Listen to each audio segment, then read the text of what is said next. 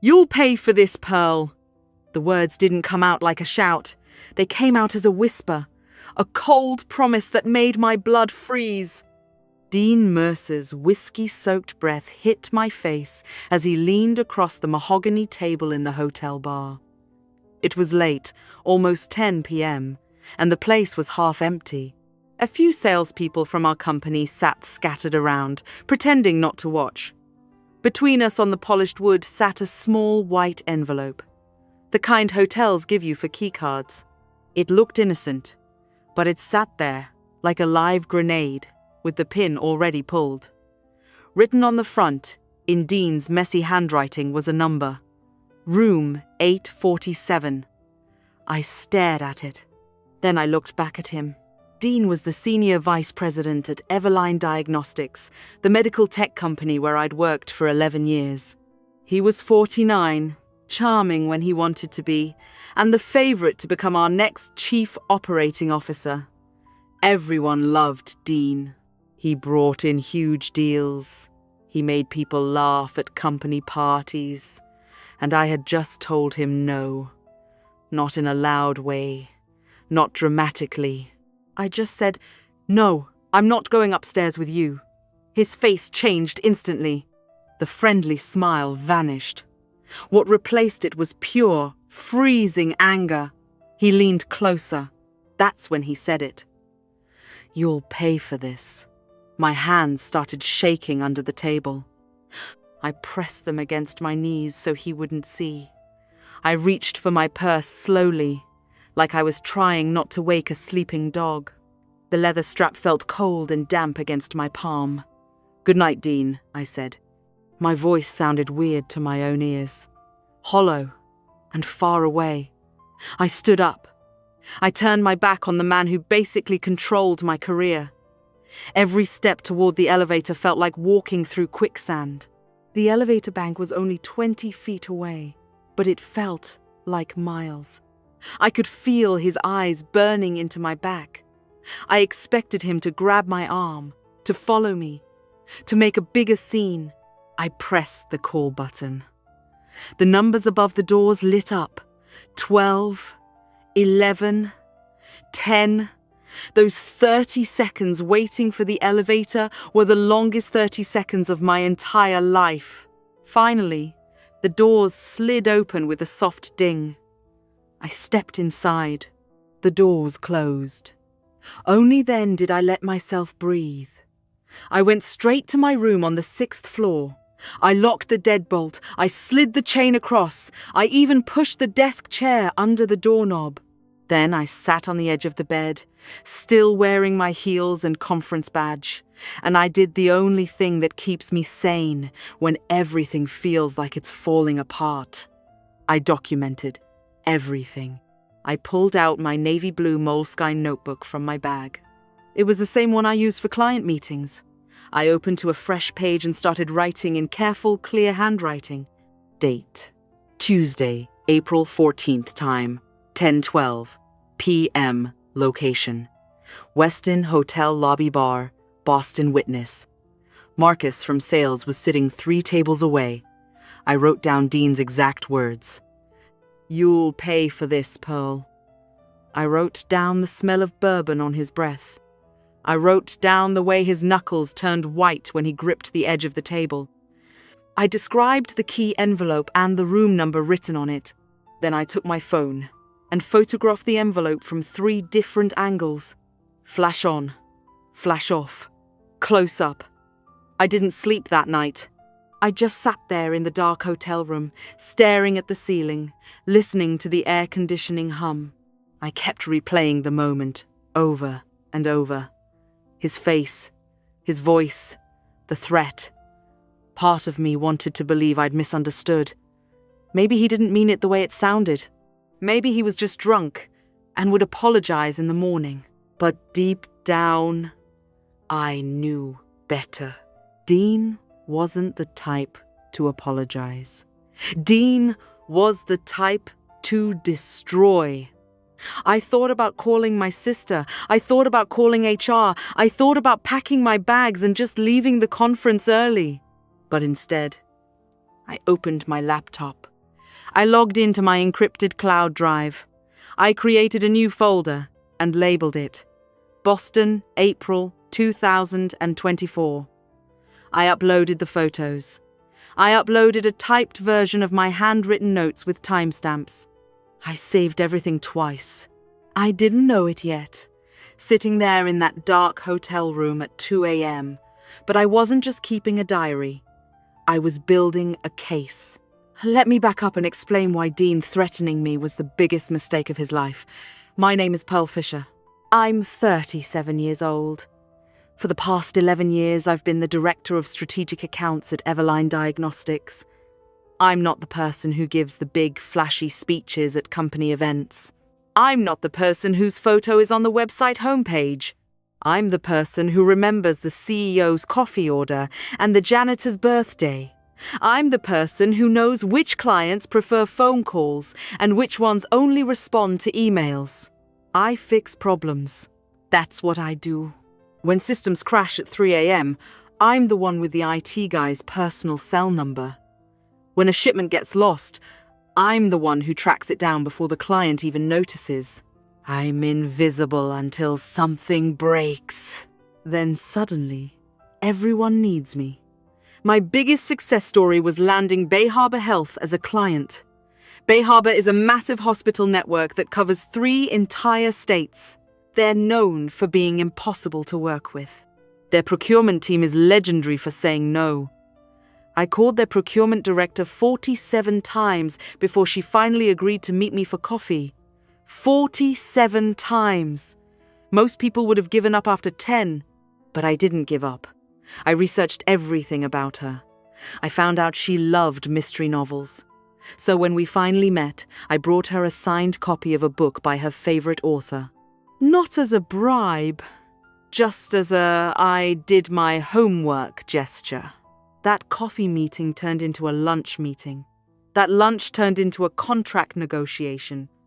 That negotiation turned into the biggest deal Everline had ever signed. 3 years later, Bay Harbor accounts for 28% of our company's total revenue.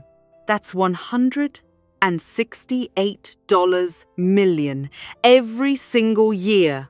$168 million that would not exist without me. I negotiated that contract myself.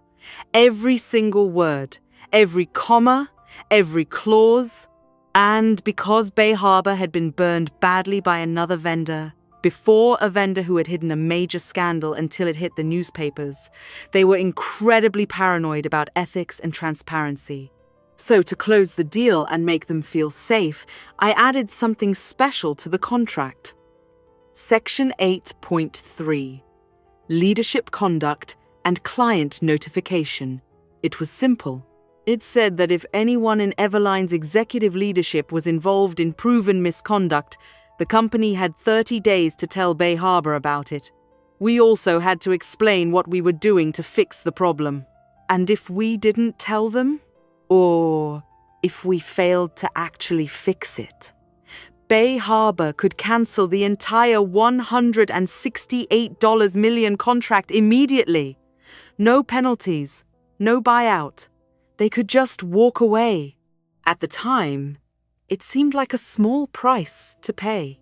After all, what were the chances our executives would do something so bad we'd have to invoke that clause? I should have known better. Dean Mercer didn't know about Section 8.3. He was a big picture guy. He didn't read contracts. He just signed them and moved on to the next deal. When he looked at me, he saw a mid-level manager he could bully into silence. He had no idea he was looking at the person who'd written the exact trap that would catch him. The retaliation started before sunrise. I woke up Wednesday morning at 6 a.m. to a notification on my phone. Conference schedule updated. I opened the app with a sinking feeling in my stomach. My name was gone. My speaking slot, the panel I'd spent 3 weeks preparing for, had been reassigned to a junior account manager, one of Dean's favorites, a guy who'd only been at the company for 6 months. Then, Another notification popped up. Flight change confirmation. I clicked it. My business class seat on the afternoon flight home was gone. Instead, I'd been moved to a middle seat on the midnight red-eye, sandwiched between two strangers with no legroom. No explanation, just an admin override code from headquarters. I went down to the hotel lobby for breakfast at 7:30 a.m. Dean was already there, holding court with two members of our board of directors. He was laughing, telling stories, shaking hands. He looked fresh and relaxed, like he'd had the best sleep of his life. When I walked past his table, he looked right through me. Like I wasn't even there. Like I was a ghost. Like I'd already been erased. My chest tightened. This is how it happens, I thought. First they take away your voice, then they take away your credibility, then they take away your job. And by the time you realize what's happening, it's already too late. At 12 p.m., my phone buzzed with a text from my assistant back in Seattle. HR wants to see you Monday morning at 9 a.m. They called it a performance check-in. I stared at the message. A performance check-in. I'd gotten exceeds expectations on every single performance review for 11 years. I'd never missed a deadline. I'd never lost a major client. I'd brought in the biggest contract in company history. And now, less than 12 hours after rejecting Dean, suddenly I needed a performance check-in? I wasn't stupid. I knew exactly what this was. They were building a paper trail. In 2 weeks, maybe 3, they'd fire me for performance issues. Dean would walk away clean, and I'd be the cautionary tale people whispered about at company parties. I went to the hotel business center at 1 p.m. I didn't cry. I didn't panic. I logged into my email. I printed out copies of the flight changes with the admin override codes clearly visible. I took screenshots of the conference app showing my name removed and replaced. I created a new folder on my encrypted cloud drive. I labeled it Boston Retaliation Evidence. I saved everything 3 times, once to the cloud, once to a USB drive I kept in my wallet, once in an email to my personal account. Then I remembered something. The little card they give you during new employee orientation. The one with the company ethics hotline number that everyone immediately throws away. I'd kept mine. I always keep things like that. I pulled it out of my wallet and took a picture of it with my phone. I didn't call the number yet, but I saved it under emergency contacts. If Dean wanted to play games, I'd make sure we played by the rules. Monday morning at 9 a.m. back in Seattle, I walked into the HR conference room. It smelled like stale coffee and fear. Joanna from HR wouldn't look me in the eye. That was the first bad sign. She slid a piece of paper across the table without saying anything. The header read, Performance Improvement Plan. I picked it up. My hands didn't shake this time. The document was signed by Dean Mercer. It listed several concerns about my work. Things like communication tone issues and lack of alignment with leadership direction. The examples were incredibly vague. One incident they cited supposedly happened on a Tuesday in March. I flipped open my planner. On that Tuesday in March, I'd been on vacation in Italy. I had plane tickets and hotel receipts to prove it. They were so eager to build a fake case against me, they didn't even check the calendar. I looked up at Joanna calmly. I'd like to formally request a 360-degree performance review, as outlined in Section 4B of the Employee Handbook, I said. My voice was steady, professional. And I'm requesting that Dean Mercer be recused from participating in that review, given the obvious conflict of interest. Joanna blinked at me like I'd just spoken in a foreign language. Most people don't quote the employee handbook back at HR. I'll have to check if that's possible, she stammered. It's on page 47, I said. I can wait while you verify. She left the room quickly. I could hear her talking to someone in hushed tones through the door. When she came back 5 minutes later, her whole attitude had changed. "We're going to pause the performance improvement process pending the review," she said stiffly. I stood up, tucked the unsigned PIP into my bag, and walked out. I sat in my car in the parking lot for 20 minutes, just staring at the dashboard. The rain was coming down hard, turning everything outside into a grey blur. I knew what was happening. They were going to drag this out for a few weeks, then fire me anyway. Dean was too powerful.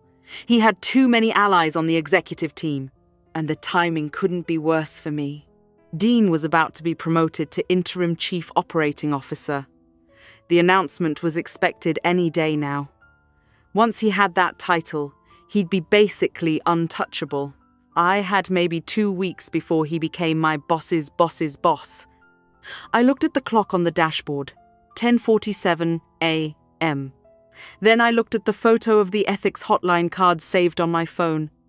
I took a deep breath. Then I made the call. Everline Diagnostics, ethics hotline. This line is confidential and operated by an independent third party. How can I help you? The voice on the other end was calm, professional, a woman who sounded like she'd heard every workplace horror story imaginable. "I need to report sexual harassment and retaliation by executive leadership," I said. My voice didn't shake. For the next 20 minutes, I walked her through everything. The hotel bar, the key envelope, the threat, the immediate retaliation with the conference schedule and the flight, the fake performance improvement plan. "Do you have documentation?" she asked. "Photos, emails, handwritten notes with timestamps, witnesses. Send everything to this secure portal. You'll receive a case number within 1 hour. An independent law firm will be assigned to investigate. You're protected under anti-retaliation policies from this moment forward." I hung up at 11:23 a.m. My hands were finally steady. The clock had started ticking. And this time, it was ticking against Dean. The investigation moved fast, faster than I expected. The law firm brought me in for a formal interview 3 days later on Thursday at 2 p.m. 2 attorneys sat across from me in a glass-walled conference room. They had recording devices on the table. "Walk us through the night in Boston," the lead investigator said. "Start from the beginning." I did. I described everything in careful detail. The bar, the envelope, Dean's exact words, the way he'd looked at me. "You documented all of this immediately." "Within 30 minutes. I have photos, handwritten notes with timestamps, and emails I sent to myself. They took copies of everything. Then I did something that changed the entire game. I handed them a printed copy of the Bay Harbor contract. "This is Section 8.3, I said, pointing to the highlighted paragraph. "It requires disclosure of executive misconduct to our largest client within 30 days. If we don't disclose it, or if we don't fix it, they can cancel a $168 million contract immediately." The investigators looked at each other. "Does the general counsel know about this clause?" one of them asked. "I don't know," I said. "But maybe someone should tell him. I wasn't in the room when the lead investigator forwarded my email to Everline's general counsel." But I imagine the color drained from his face when he read Section 8.3. Because suddenly, this wasn't just an HR problem. This was a business catastrophe waiting to happen. He did the math immediately. Dean Mercer, one executive, versus $168 million in annual revenue. By law and by contract, the company had to tell Bay Harbor what was happening. The legal department sent the notification that same afternoon at 4:37 p.m. Bay Harbor's response came back within 2 hours at 6:42 p.m. It was short and brutal. You have 14 days to complete your investigation. If the misconduct is proven, and if the person responsible remains employed, we will immediately cancel our contract per Section 8.3. No exceptions. The timing couldn't have been worse for Dean. Everline was in the middle of a huge corporate bond deal. We needed financing to expand into new markets. Everything depended on showing investors that we had stable, growing revenue. If we lost the Bay Harbor contract, our revenue would drop by 28% overnight. The bank covenants in our loan agreements would trigger. The bond deal would collapse. Our stock price would crash. The company would be crippled. Dean tried to fight back. He demanded an emergency board meeting on Friday at 8 a.m. He stood up in front of all the directors and called me a liar. "This is a disgruntled employee with performance issues," he said. "She's making false accusations because she can't handle feedback. I demand to be named COO immediately so I can stabilize this situation." But the investigators had finished their work, and they walked into that boardroom with a file 3 inches thick. The lead investigator stood at the front of the boardroom at 8:47 a.m. with a remote control in his hand. "Mr. Mercer," he said calmly, "you stated in your interview that you never left the hotel lobby bar that night. Is that correct?" Dean nodded confidently. "That's absolutely correct." The investigator clicked the remote. A spreadsheet appeared on the screen. "This is the electronic Keycard access log for the Westin Hotel guest elevators. Your room key was used to access the elevator bank at 9:41 p.m. on April 14th. Dean's face went pale. The investigator clicked again. Security camera footage filled the screen. There was Dean, standing in the hallway outside room 847, holding the white key envelope, looking at his watch, waiting. When I didn't answer the door after 2 minutes, he kicked the door frame in frustration and walked away. The boardroom went completely silent, but the investigators weren't finished. They pulled up Dean's corporate expense reports, going back 2 years. Mr. Mercer has claimed 47 business dinners as mentorship meals over the past 24 months, the investigator explained. Almost all of these dinners were with young female employees. The average cost per dinner was $340. He clicked to the next slide. Of the women who attended these dinners, 7 left the company within 6 months. 2 filed complaints with HR that were dismissed. 3 more transferred to different departments. After requesting to no longer work with Mr. Mercer, another click. We interviewed 6 of these women. 4 agreed to provide statements. Their accounts describe a clear pattern of inappropriate behavior followed by professional retaliation. The chairman of the board looked at the CEO. Then he looked at Dean. "This isn't an isolated incident," the chairman said. "This is a pattern of predatory behavior." Dean stood up at 9:23 a.m. His face was red. His hands were shaking. "You can't do this to me," he said. His voice cracked. "I bring in millions of dollars for this company. I have relationships with every major client. You need me." The chairman didn't blink. "What we need," he said, "is to keep Bay Harbor, and we can't do that with you here." The vote was unanimous. Dean Mercer was terminated for cause, effective immediately. He was escorted out of the building by security at 9:58 a.m. He had to pack his personal items into a cardboard box while a guard watched. As he walked past my desk at 10:14 a.m. carrying that box, he stopped. He looked at me. His eyes were red and watery. "You destroyed my life," he said. I looked up from my computer screen. I didn't smile. I didn't gloat. "No, Dean," I said quietly. "You destroyed your own life. I just took notes." The aftermath moved quickly. The board of directors issued a formal written apology to me on Monday at 3 p.m. They removed the fake performance improvement plan from my file and replaced it with a letter acknowledging that it should never have been created. But they had a bigger problem than just apologizing to me.